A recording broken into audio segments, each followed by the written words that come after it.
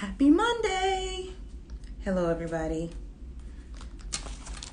How are you? I'm very excited to be here tonight. I hope you guys hop on. I am talking to a very amazing singer this evening. His name is G Moore, and if you don't know who he is, you will learn who he is. Hi, mighty professor. You will learn who he is tonight. He has such an amazing voice, and God is just doing wonderful things through his ministry. And what I love is that he has been so transparent with his journey,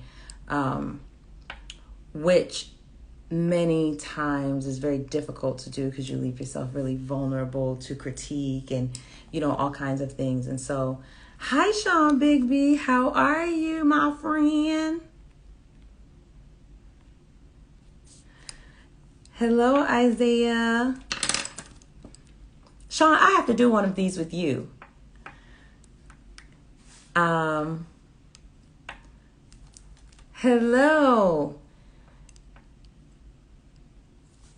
I will not be moved. So,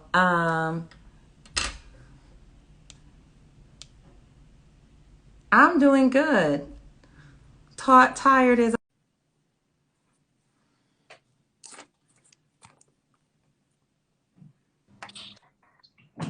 Hello. What's good? What's good, God, fam? God bless you, man of God. Oh, we all churchy today. God bless you, man of God. Thank you for having me, woman of God. Woman of God?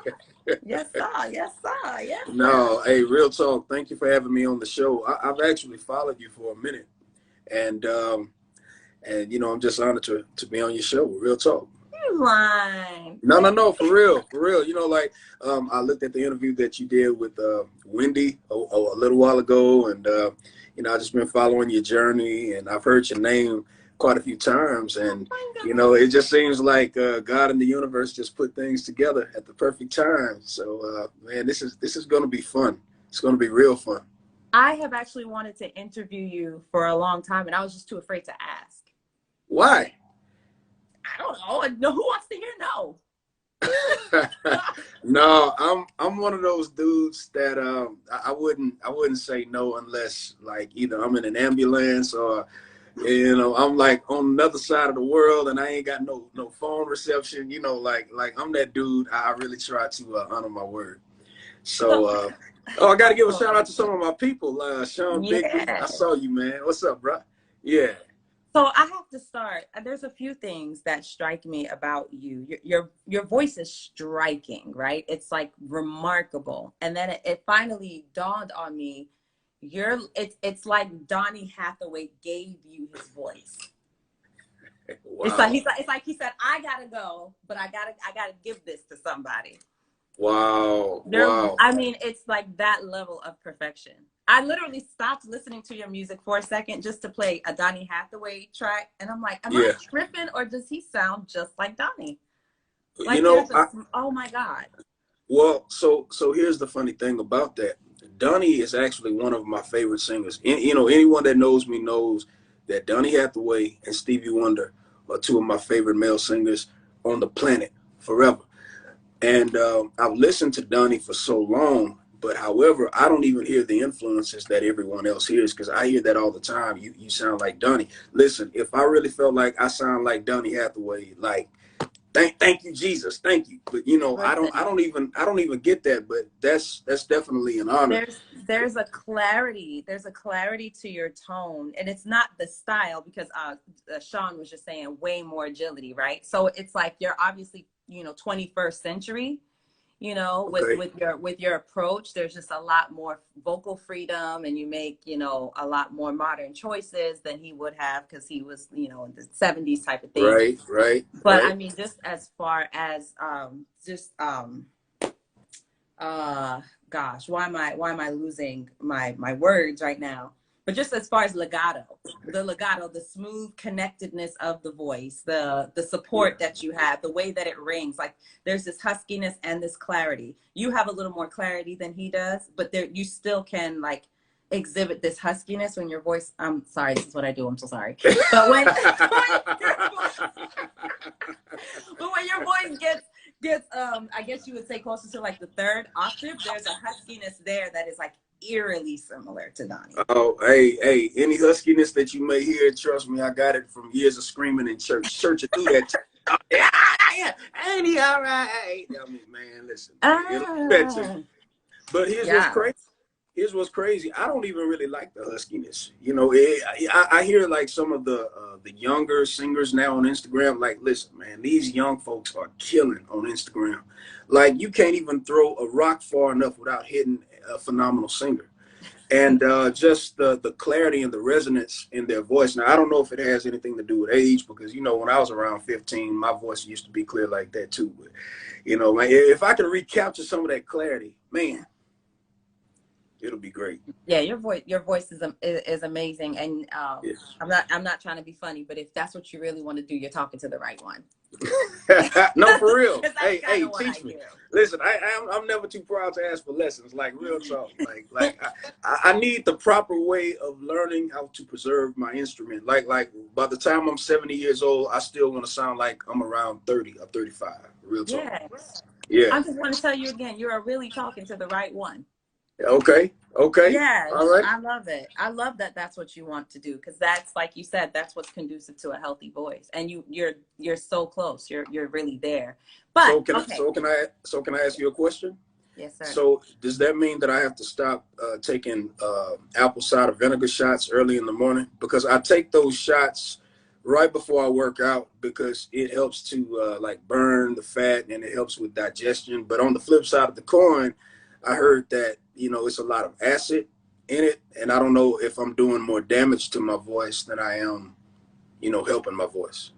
That's a good question. So I'm not a food expert, but I know this much. There are certain foods, I think it depends on how your body processes it, right? So once it goes down in your throat, does it come back up as acid reflux? Because usually the issue is when it comes back up as acid reflux and it burns your vocal cords. So that's when people have to stay away from acidic foods. But there are acidic foods like lemon, for example, that it's only acidic until it goes into your stomach and then it turns alkaline. So that's not going to be a cause of acid reflux. And that may be the case with vinegar. So if it doesn't come back up to burn, I think you should be fine, to be honest. I wouldn't say that you would need to stop that at all. Okay. Good deal. I'm good. Yeah, you should be great. Yeah. And we need to get into another dialogue about how to get rid of sinuses. Like I told you before the interview, I was like, yo, I'm sick of taking antibiotics, man. Like Houston, I live in Houston, by the way. Houston, the weather here is so bad for me. You know, I can't speak for any other singers, but for me, it's so bad because my doctor told me that I'm allergic to mold, and Houston is full of mold. It's humid all the time. It's hot, and summertime in Houston is brutal because we have heat plus humidity. But you know, that's another separate dialogue. You know, we may have to talk about that because man, I'll be struggling, man. So you got to think about like natural antihistamines, right? Or natural anti-inflammatories, and those would be like ginger, peppermint, your vinegars, your apple cider vinegars, garlic,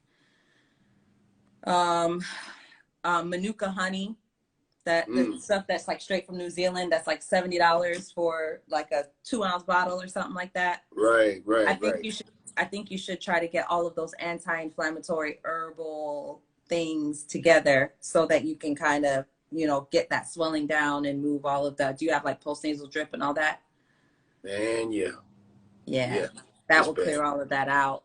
Like the eucalyptus smells and all that stuff, like different essential oils and the humidifiers and all of that stuff. But that sucks that you're living with mold. I can't even imagine. Yo, hey, while you were talking, my wife just chimed in. It's more of an acidic acid, so it doesn't damage it. See, y'all two would work. Y'all would work well together because she's into all of that stuff. Oh, hello, Mrs. Moore. Nice. What's up, babe? Here. Yeah. So I'm gonna shut up and I'm gonna let you interview me, man, because I'm just talking. No, it's all good because I like go off topic all the time. I really like for my viewers to get to know the person as well as the singer, right? Like I like to humanize singers. Mm-hmm. So, let's see. So does the rest of your family sing, or are you an anomaly? No, my dad sings, but you know, preaching and pastoring is his thing. Singing is something that he does for fun, whereas singing is my career.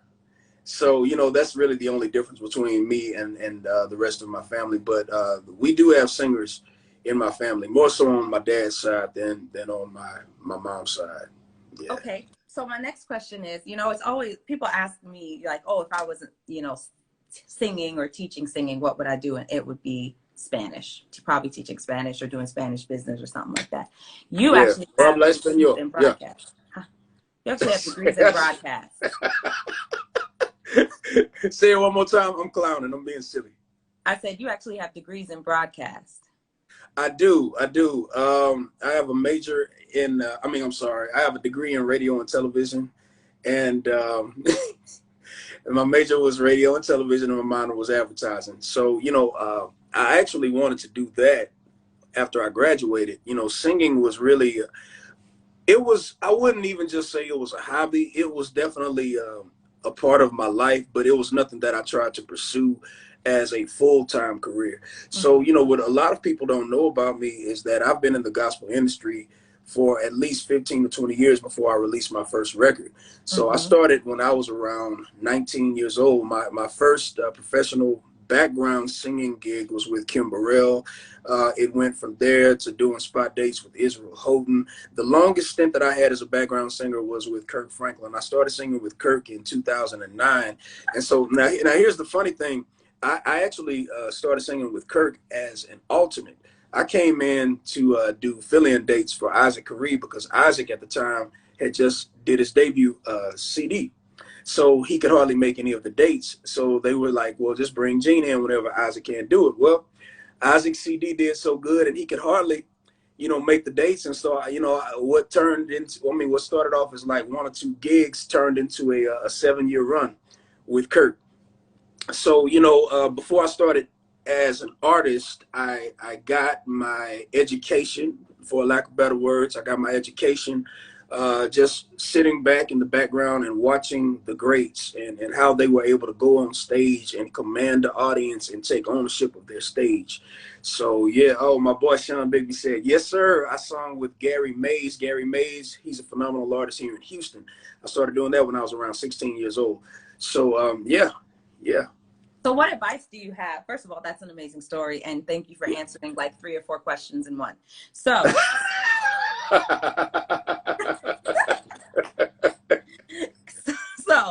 my question is, what is your advice for singers who are going from BGV to artists? Like, what did you witness and what lessons did you take with you? Here, the first thing that I learned is pay attention. Pay attention. Just because you have the gift to sing does not mean that you're ready to be an artist. You have to learn how to think quick on your feet. That's the first thing. I'll give you an example. When I believe I was singing with Kirk, and I want to say we were in Sweden, and the sound in the arena completely went out. Ooh. And it was powerless for about 5 to 6 minutes. Now on stage, 5 to 6 minutes is a long time. So you have to do something quick. So what I watched Kirk do, he jumped on the piano and he started singing all of his old classics from Silver and Gold to The Reason Why We Sing. And then he brought in the audience to sing along with them just to keep them engaged and to also stall until they were able to get the power back on. So as an artist, you have to understand that it's more than just going out and just showcasing your vocal ability. You have to have presence. You have to have a command. You have to be versatile enough to operate in any atmosphere, because, you know, it's not always going to be hallelujah, thank you, Jesus. There may be times when you go to an event and they may not have your money. There may be times when you go to an event and you may not have had the sound check that you wanted to have. There may be times where you go to the event and somebody right before you walked on stage ticked you off. and you have to know how to shake it off and go out in front of the people and not let that show. So, you know, all of those things play a part in artistry. You have to learn how to be on time. You know, if the promoter is bringing you to a city and they say, listen, the car's going to be there at 7 o'clock, that's disrespectful to come down at 7:45. Because when you come down late, then it pushes the entire event late. And the promoter probably has to pay extra money if the arena stays open longer than what it was contracted to do. So, you know, you literally affect everything. So that's what I would say. You know, just learn the business, watch the people that are in front of you, learn the music business. It's very important. Oh Lord, my dog just came in here. Learn the music business, and you know, those are just like some of the things that I would recommend. Yeah. Wow. So when you, I know a lot of gospel artists now are independent. So do you feel like you made a really informed decision when you went with Motown? I do.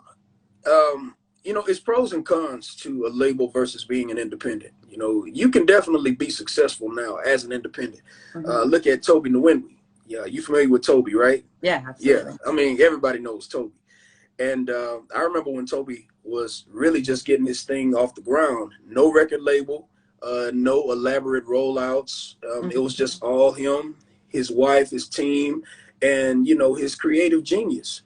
And he was able to build a following and a command just on social media. And now the entire universe knows his name. So you can be successful as an independent. But the pros and cons to that is, number one, you have to come out of a lot more money personally. Whereas when you have a label, when you have a machine behind you, the machine takes care of the mixing and the mastering and the imagery and the album cover and going into the studio. You know, they take care of all of that. But on the back end, you have to pay that money back through streaming, through CD sales, through, you know, so it's just pros and cons to it all. It's a quicker start, I'll say this, when you have a machine behind you. But the payoff in the long run, and I'm trying to pick my words very diplomatically, the payoff could be a little bit more involved. I'll put it that way. Versus when you're an independent, the takeoff may be a little slower because you're digging into your own budget, but the payoff in the long run will be more lucrative. Amen. Was that diplomatic? I would say so. I think I understand. Yeah. I think I follow you. Yeah. I understand. And thank you for sharing. Thank you for sharing. Yeah. Hi, David. Yeah, I what up, David? Michael Wyatt. Yeah, I know he must have heard us talking about Toby, man. He shows up. David Michael, man, that's a singing dude right there, man. He is. Yeah. He is. Okay, so yeah. All right. So you got signed, and then it took you 3 years to do your first album. Yeah. What was your creative process, your writing process, putting the team together? What was that like? And also, how did it differ from what you thought it would be, like that process of writing? Because I was reading and I was seeing that you started having a whole bunch of personal challenges within that time. And I'm pretty sure you didn't anticipate that going in, that influencing or informing how you wrote your record. The first record or the second record? You tell me. Because those are two totally different experiences. Okay, all right, so tell me both. Oh, Lord. All right. Man, all right, so the first record was really just a record, just to put something out there and just to fulfill the fact that I was an artist that had been shelved for 3 years. I mean, that's really the best way that I can say it. I was signed, I want to say, in 2014 to Motown Gospel. The A&R. People are just so honest with me. I appreciate that. Yeah. You know, and I don't want to offend anybody, so, you know, I'm just trying to choose my words carefully. 2014, I was signed. The A&R that brought me in at the time, he ended up leaving. And so the new administration that came in was kind of like, okay, what do we do with him? I mean, it's almost like you have a baby and you drop the baby off at the front door and then you just leave. And then the people that come to the front door are just like, okay, whose baby is this? And what do we do? You know what I'm saying? So it was kind of one of those situations. I didn't have a big budget. at the time, so we just kind of had to make do with what we had, and you know, just kind of put something out there. I didn't really have a lot of creative involvement in it. I'm not going to say I didn't have any, but I didn't have as much as I would have liked to, because, you know, there's more to doing a record than just writing songs and getting in the studio. There has to be a chemistry between the artist and between the producer. There has to be a chemistry between the artist and the label, because your A&R at the label is also going to supervise the entire creative process. You know, the label, they're the ones that green light and say, okay, this song works, this song doesn't work, this song is going to cost too much money, that producer, you know what I mean? So, you know, I didn't really have that experience like I wanted on that first record.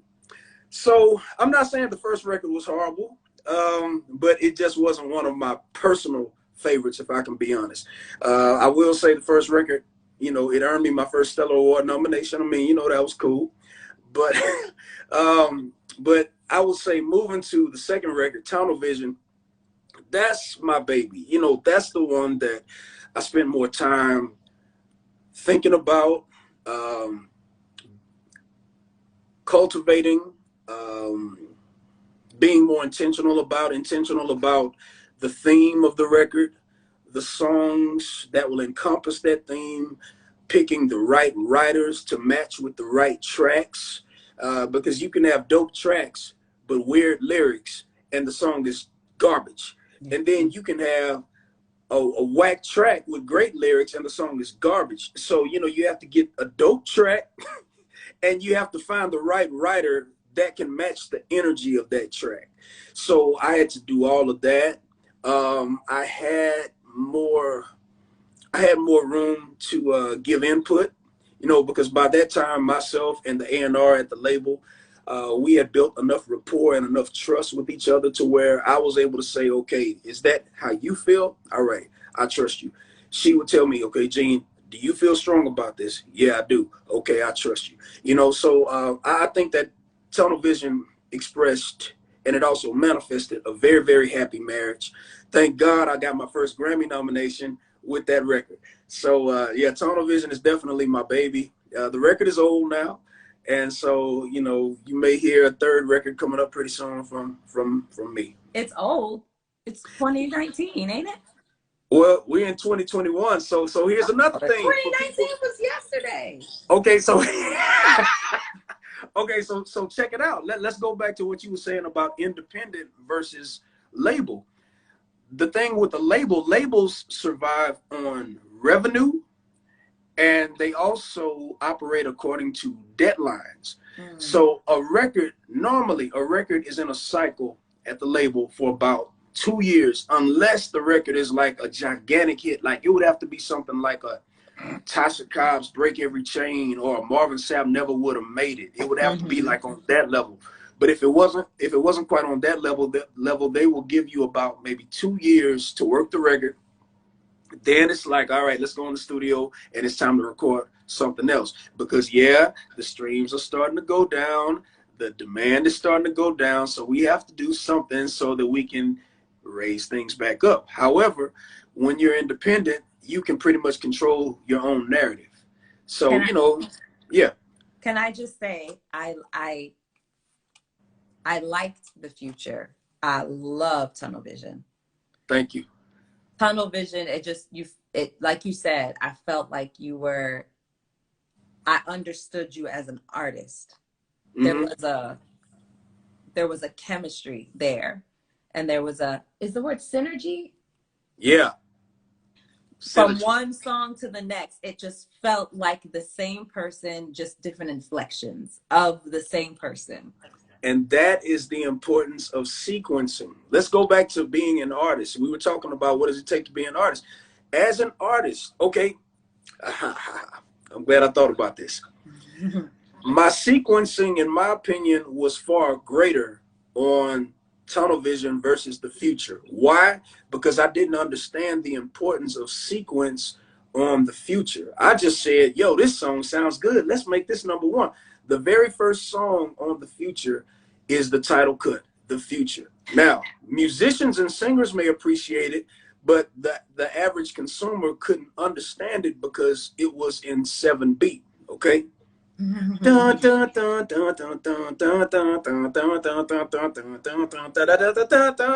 jazz. Yeah, yeah. So, the average consumer can't understand that. So by the time they listen to the first song, they're like, yo, my ears are burning, man. I don't know if I can finish this. But then when we got to Tunnel Vision, I understood sequence. I understood that you literally have to take the listener. Can we just say we have legends on here? Doobie Powell is on here. Oh my goodness gracious. Doobie, one of the producers on Tunnel Vision. Yeah. Doobie Powell. Matter of fact, Doobie produced the song Apart. I just did the live video for it. That's Doobie Powell. Yeah. I've known of Doobie since early 2000s. I'm sure he's been who he is since before then, but I came into the knowledge of Doobie in early 2000s. Very good. Very good. Yeah. So the sequencing, that all of those things are important as well. Yeah. Wow. Yeah. No, you killed it. It was absolutely beautiful. The first song I heard of you was in my sister's stories, and my sister's not even like a real like gospel head like that. And then I was like, I wanna love like you. I wanna love like you. I was like, who is that? So unconditional. Yeah. Come on and sing. Like, you killed that. Oh my Lord. So yeah, your voice is absolutely amazing. Honestly, that was really everything. I really wanted to. Really? This was easy. It was easy. And what makes it easy is you're an excellent interviewer. Yeah, I've had some interviews where it's kind of like everybody's pulling one another's teeth. Like, what we gonna talk about now?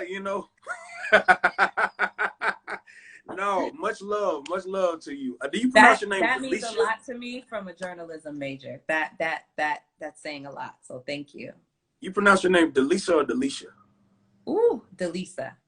Dileesa. Okay, yes, got you, Dileesa. Yeah. Yes, sir. So, I mean, anything you want to ask me before we jump off? Yeah, man, I feel like it's only been like 5 minutes. Can we do a duet? Oh, well, now come on, Dileesa. You gotta wait ask Motown. Yo, and that's another thing too. You signed to the label. You are their intellectual property. I have people that say, hey, can I do a duet with you? Okay, sure. Yeah, go on and email the label, and then they got to give you clearance. Yeah. That life is real. It's real. I'm not trying to talk down on labels. It just is what it is. It's pros and it's cons. Absolutely. Yeah. I got distribution through somebody for my last single, and I was like, never again.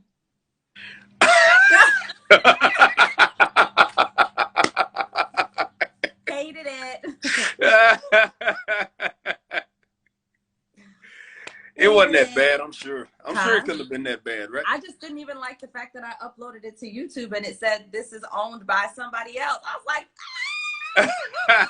like, yo, hey, Sean Bigby, man, now you lying, bro. Sean Bigby just said I did a take with Gene and he did it in one take. No, man, I'm not a one taker. I wish I was. I'm not a one taker at all. But I appreciate you, man. Thank you for the love. Thank you for the love, my dude. Thank you for the love, my guy. So during this COVID thing, are you doing live stuff? Okay, how about this? If anybody has questions for Gene, feel free to ask in the comment or like post it. But I'll just ask, like, are you doing things like, a lot of people are doing live sessions and stuff like that during COVID, like live recordings and stuff? Okay, so the only live session I did, plugging shamelessly, shameless plug. Go ahead. Go to YouTube and you type in Gene Moore Apart. Apart is the song Doobie Powell produced and Eric Dawkins wrote. That's on Tunnel Vision. And I wanted to do something with a small live studio audience during COVID because I just missed performing so much. So, that's the only live thing that I've done. I've done some virtual things, but other than that, I haven't really done anything, involving me getting on the stage and being around a lot of people, man. We trying to stay safe over here. Who is your dream duet? Or dream collaboration? Let me say it like that. I have a few. Can I name a few? Sure. Let's see. I would like to work with Dolly Parton. Oh That's my first. God. I would also like to do something with her. Yeah. Her. Yeah. The artist. Yeah. Gabriella or something. Yeah. Gabby. Yeah. Yeah. Let's see. I would also like to do something with Stevie Wonder. And that's about it. That's about it. I mean, I'm open to doing duets with other people, but in just in terms of like my dream type situation, those would definitely be the three. Sean has a question. He always has good, thoughtful questions, by the way. Sean just like picking on me, man. That's all. He just like picking on me, man. Sean, what's the one moment that has happened that really made you say, whoa, that is musically dopest moment of my life? Singing with you, Sean. Sorry. I would have to say when I did a duet, I actually have two. The first one was when I did a duet years ago with Layla Hathaway. I literally lost my mind when I was on stage with her, nervous, and I'm trying to focus and sing, and I'm literally getting caught up in everything that she was doing vocally. Man, it was like so unfair. That's the first one. The second one was when I went on tour with India.Arie. That entire experience was one of the dopest musical experiences of my life. Wow. Definitely. Absolutely. I saw some video of that. Yeah. Yeah, man. She's dope, man. She's dope musically, and she's a really dope person. And that entire experience, I was out with her for almost a year. Just one of the greatest experiences of my life. Yeah. So someone has a thank you for sharing. Somebody else has a question. What was your process in getting to trust yourself with your songwriting? That's a good question. You just do? Here's what I do. Just jump out and do it. Even if you feel like it's corny, write out all the corn and talk to some people that'll be honest. Honesty is key. You don't want people that'll just be nasty and negative, because there is a such thing called constructive criticism. But you want people that'll be honest and say, okay, work on this, work on that, take that lyric out. You need to do something else with the bridge. Do that. And the more you get into the rhythm of doing that, your confidence will definitely increase. I love that. That's good advice. Yeah. Good advice. Yeah. I don't want to hold you any longer. So somebody said, how are your runs so silky? Because he has great placement. Because he has great placement and he phonates efficiently. Wow. I don't know how silky it is right now without this junk in my throat, man. For y'all that don't know, you're sounding like McGruff, right? Yo, Dileesa was really cool. I told her right before we started the interview, I said, yo, I'm battling a sinus infection right now, which I am. My doctor has me on like crazy antibiotics right now. It's drying me all up. So I was like, yo, I'm gonna try to struggle through it. I'm hoping I don't fall asleep, during the interview, because it kind of has me drowsy. So yeah, hopefully I'll get that silk back. But right now, it ain't happening. It ain't happening right now. You sounding like a preacher man. So I don't want to hold you any longer. I know how that feels when that medicine kicks in. I hope you feel better. I hope you get well soon. And I appreciate you so much for coming on here this evening. Anytime you need me, and listen, anytime you need me, give me a call, and I'm gonna definitely be in touch with you too about this voice stuff. Oh my goodness, thank you so much. Your voice is such a jewel. Thank you for your voice, your gift, and your ministry. You're wonderful.